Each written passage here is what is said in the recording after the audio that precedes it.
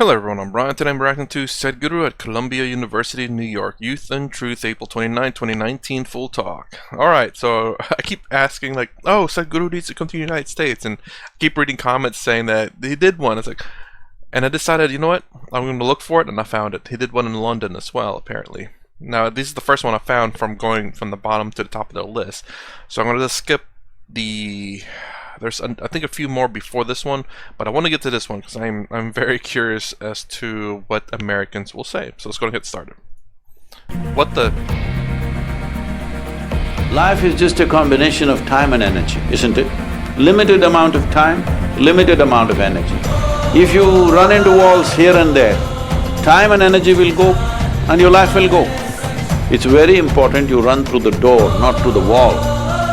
Yes? Where there is openness, there you go.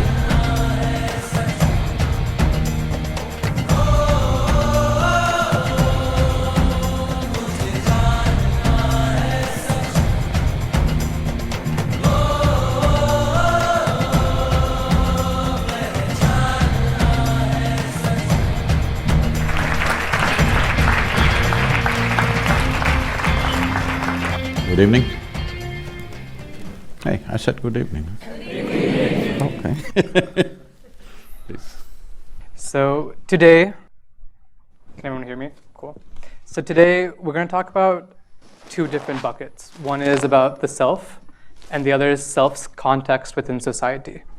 Between those two, there's a very common theme of figuring out what our purpose is within self and society. I think it's something that a lot of our generation faces. It's dubbed the millennial existential crisis, something that I've been through myself. So to start off today, we wanted to figure out, when it comes to purpose, what has defined what your purpose is in this world, as it has led to you being here at Columbia Business School and the Youth and Truth program, but as well as if you have any words for other people in the audience, or just me would be fine as well, around how do we find purpose in this world? Talking about buckets, I think you should kick the bucket. Because self and society are not entirely two different things. Yeah, okay. It's so many people put together. It's society, isn't it? Just a word. When we do not want to address you as an individual, but we want to address you as a group of people, we say this is a society. But that's just a word.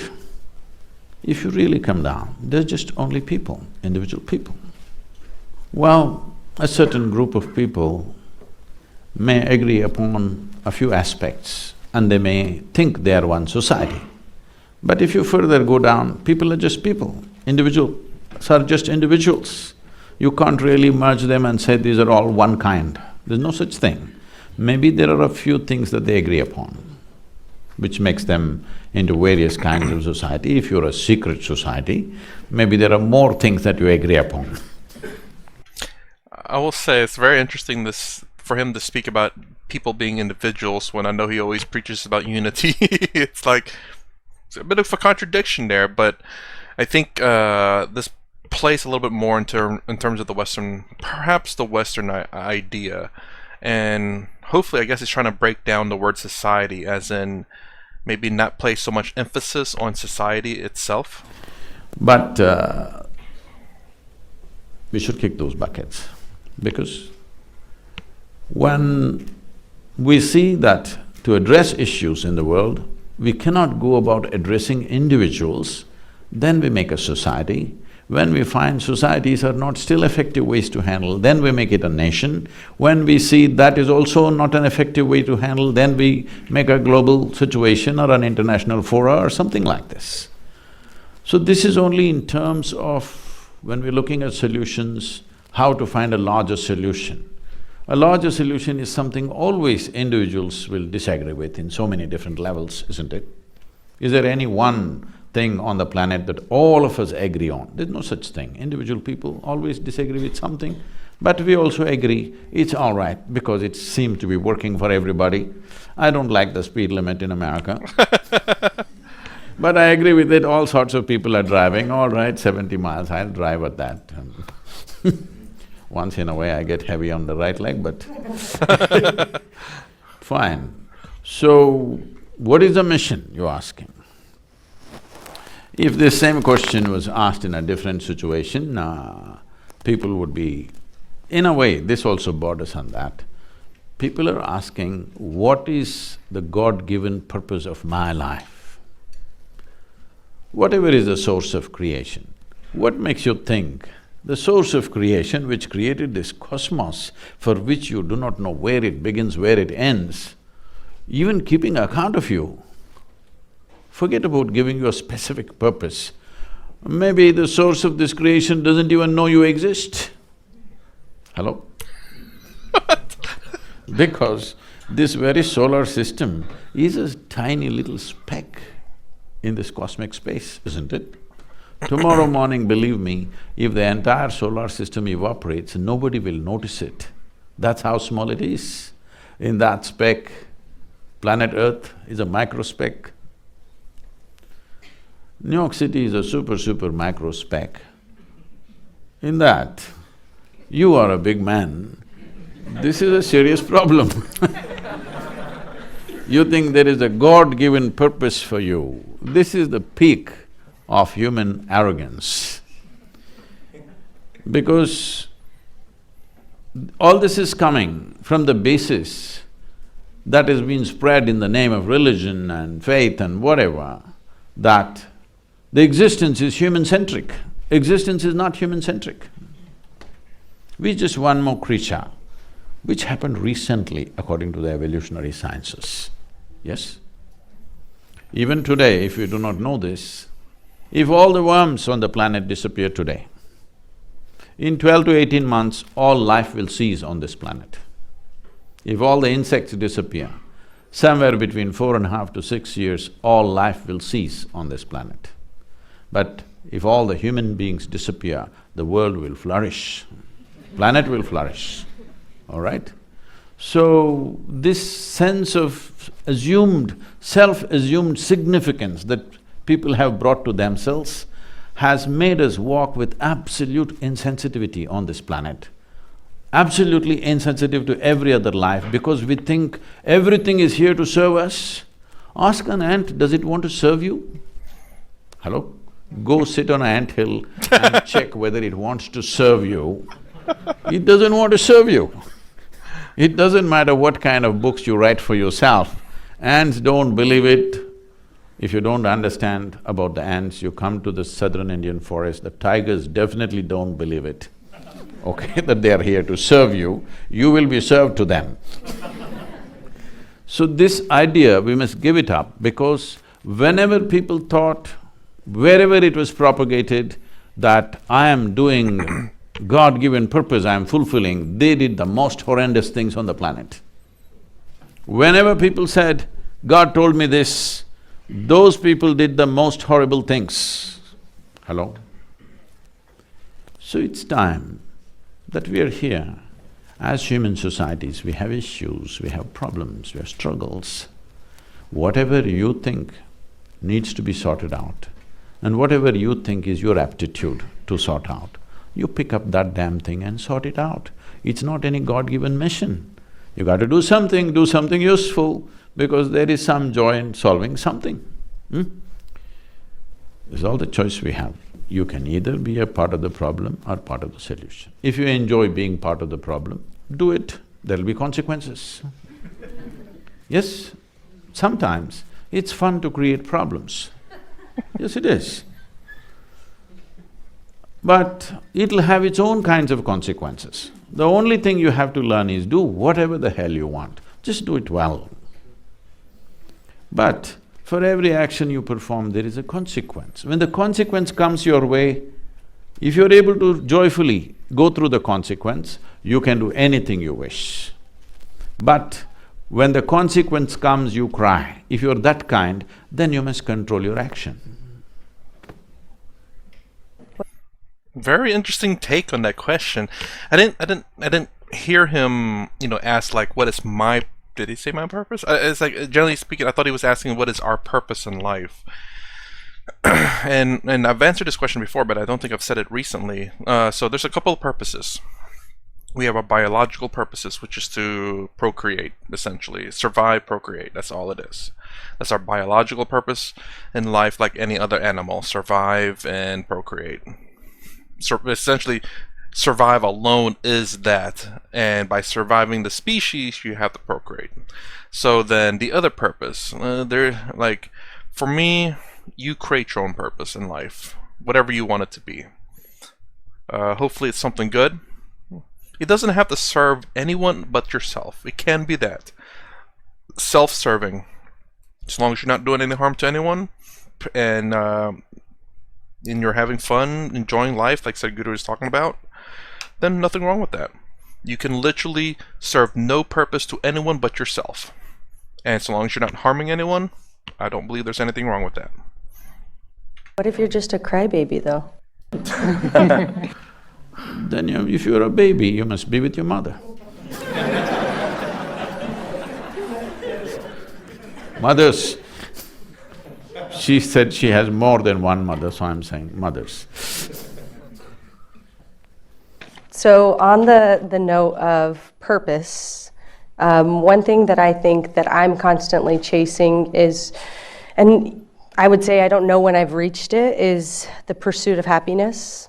I think everyone in this room, at some point, maybe now you're asking yourself, or if ask yourself, like, have you reached your pursuit of happiness, and kind of understanding why it can be elusive?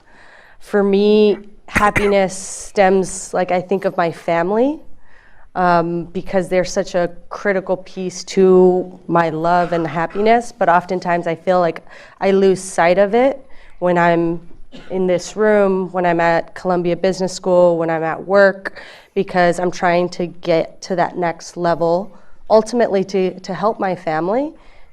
But how do we keep track of what's most important, and that purpose for me being my family and the pursuit of happiness? One, I will say here, do not pursue happiness. You will be disappointed. Be happy when you can. Produce happiness when you can. Don't pursue it. Meaning that it's something that you don't achieve, but you see it over there and you're like, I'm gonna go grab it. Someone else produced it, and I'm gonna get that happiness. I'm gonna pursue that happiness. Don't think that's the right way to look at it. Because if you fail, you're not gonna be happy.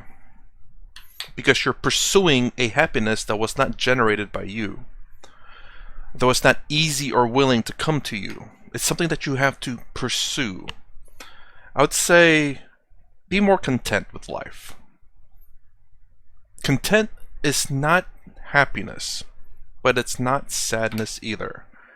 Content, I say the word a lot. Trying to find a right definition for it's a little tough, but it's just not happiness nor sadness. You're content with life.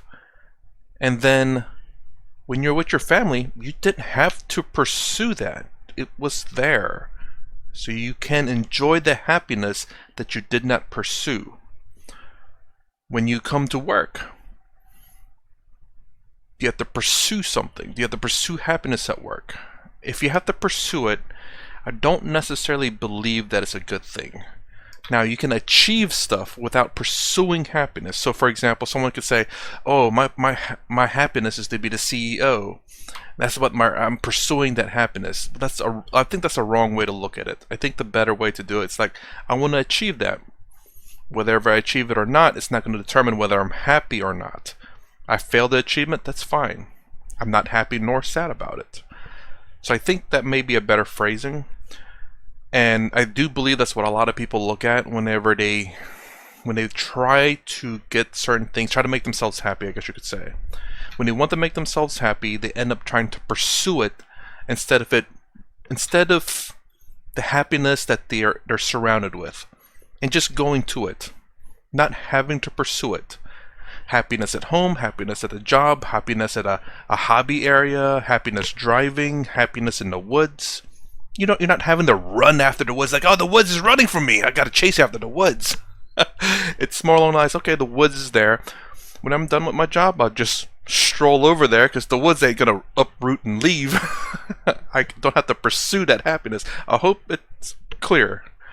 Say you're of Mexican origin, family may mean a different thing to you. Ask Alex, family means crime.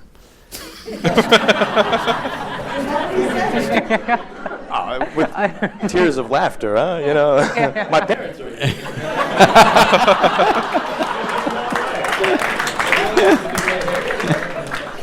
No, when a few decades ago, when the Italians said family, it meant crime, all right?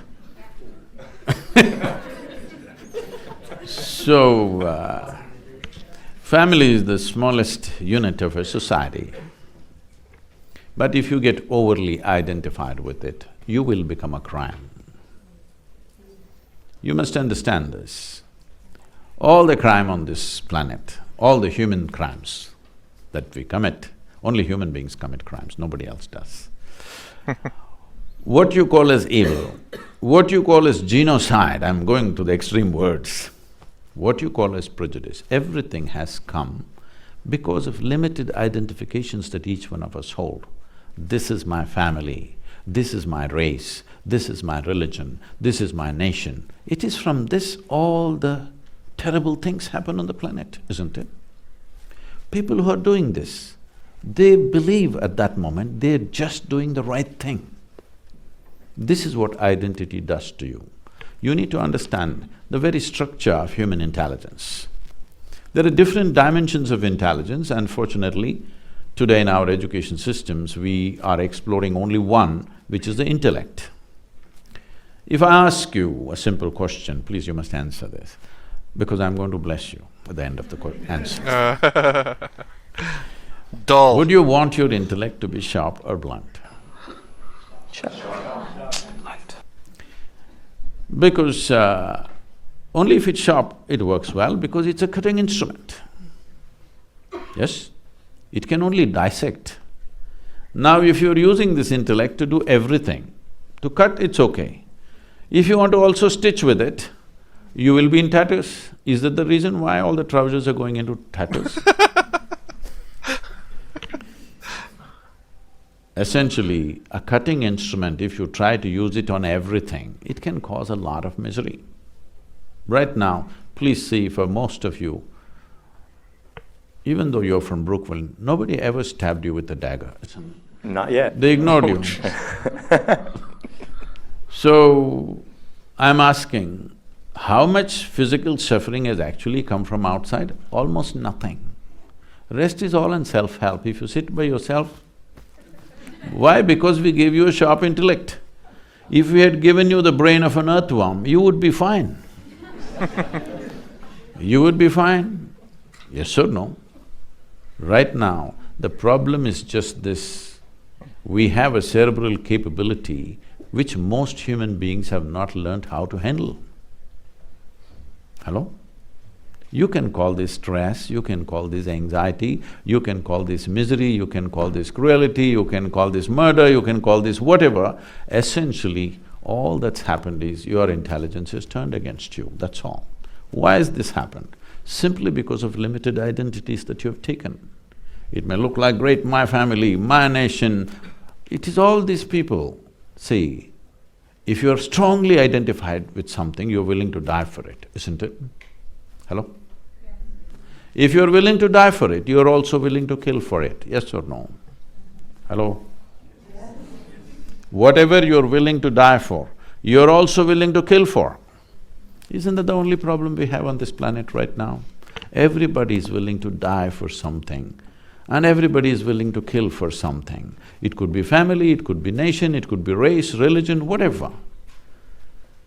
Is it not time that you upgrade your way of how you identify yourself? With what do you identify yourself? There was a tradition in traditional education in India. Before a child starts education, we believed that, even now, we do this to some extent, from 0 to 12 years of age, no any kind of learning. Just a child should play well, eat well, sleep well, because our intent is the brain should grow to a reasonable size before we load it with something.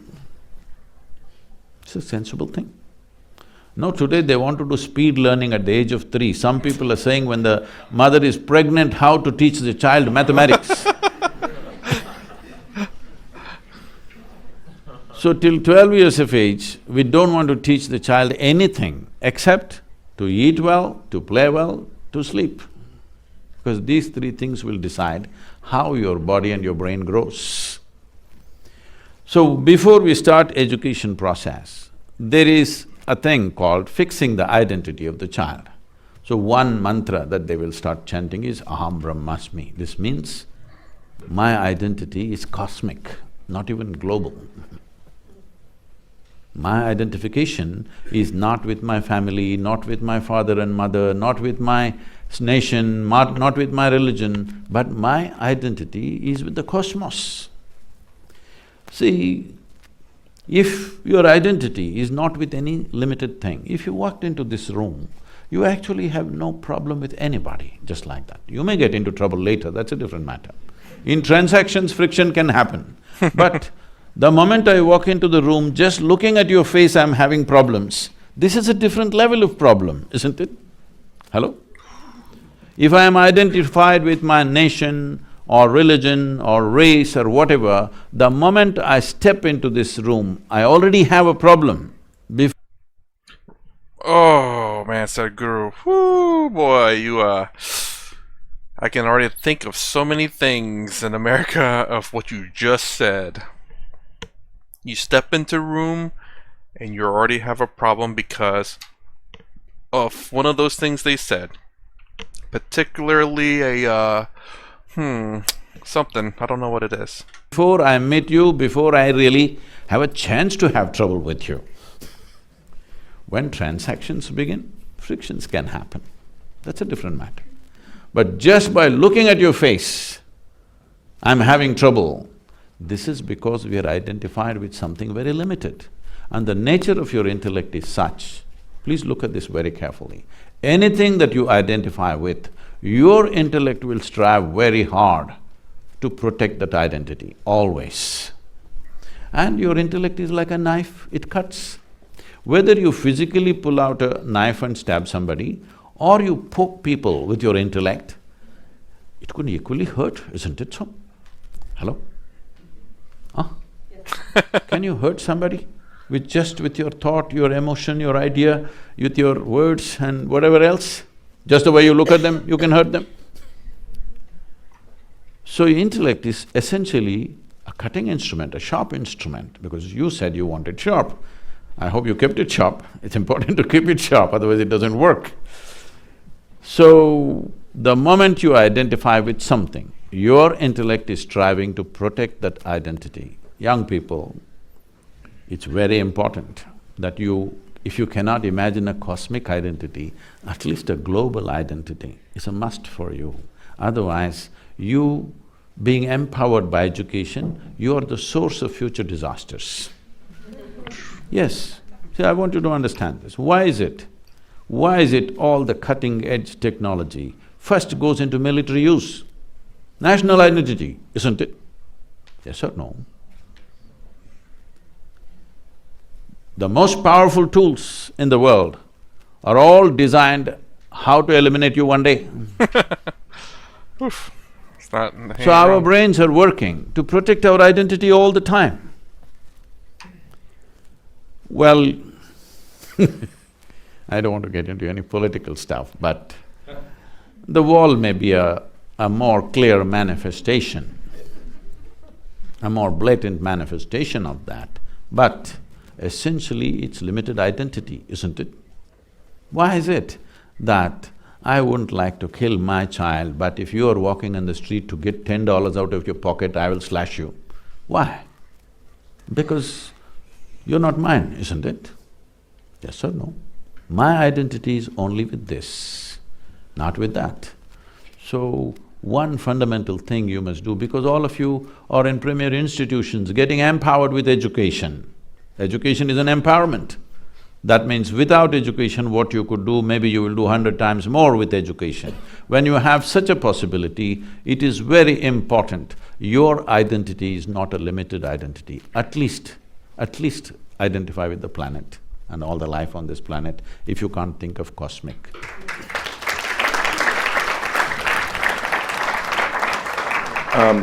Okay, I'm gonna actually pause right there.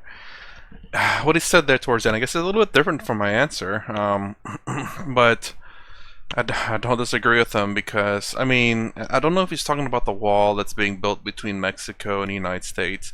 And I know Sadhguru in another video understands that the wall, the security of the nation is kind of mandatory. It's needed. It's a necessity it's really wished that it wasn't. But I guess what perhaps Sadhguru is talking about here, my assumption here, is that obviously, and it's something that I think is inevitable. United States were individual states. Now it's one country as opposed to individual countries in kind of a sense. Europe is trying to form into the Euro. United Europe, I guess, maybe is what they're trying to form. I'm not sure. But United Kingdom pulled out of it. They're trying to be one nation as well. But as you can see, in Africa or different countries in there, maybe perhaps they're trying to form one nation as well. I'm not sure. It took China forever. There was like, whew, man, a lot of civil war going on in China, but they end up pulling it off and are one nation as well. So eventually, I just think eventually the world will become small enough to where we become one nation. Perhaps I think maybe that will come when maybe we colonize other planets. Perhaps will be the united countries of Earth, something like that. Maybe I'm not sure. And we'll still have, and then the countries underneath that will be more equivalent to like states and stuff, perhaps. It's just that we're growing so fast. Excuse me, we're growing pretty quick, and eventually, much like how a lot of states and countries have unified, eventually the world's going to get smaller and smaller to the point where, going halfway across the world, it's like that instead of taking a day. Yeah, about a day. 24 hours? Yeah, about. Or 12. Anyway, some amount of hours. It's not gonna take like a day to get over there anymore. It's gonna be just instantaneous. And when that happens, the world gets really small, and maybe we become more and more united because, halfway across the world's our neighbors now. It's not a plane trip and 12 to 24 hours away. It's just a teleportation away. And perhaps then we'll become united, like Sadhguru was talking about. But until then, I suppose it's kind of like the nation thing, securing your borders. It sucks that we have to do that, but I understand why it's needed. I know Sadhguru has said something about that in another video, and I think that's what he was talking about, the wall here in this country. I mean, we let in a lot of people, a lot of immigrants into the United States. I guess the biggest fear there is that it's just like the top immigrants, Not sure. I don't know how what kind of immigrants they're inviting. Is it just a wide range of them? Is it only the top dogs of immigrants, or I don't know. I really don't. And then they have asylum seekers that come, of course. But anyways, that's the reaction of part 1 of this video. If you like my content, please consider subscribing, thumbs up, thumbs down below. Thanks for watching. I'll see you in the next vid.